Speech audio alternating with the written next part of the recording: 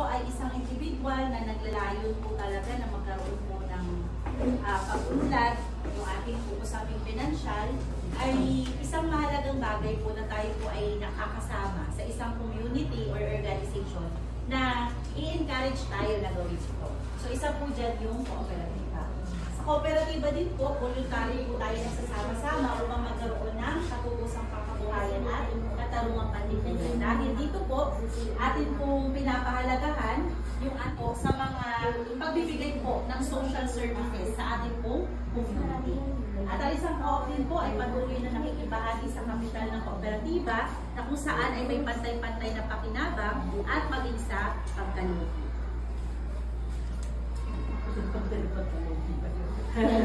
So, sinasabi po natin iyon dahil... Ayun ba yun, ma'am? Tama ba po? Ay, pasay na. Pagkulang 100 pesos. Yan naman po ay may coverage po na accidental death na 50,000. Accidental death dismembership, yung may natanggal po, no? May naputol-putol, 50,000.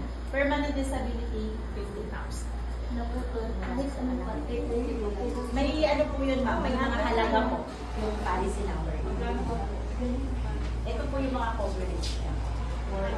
4,000 or 140. 140.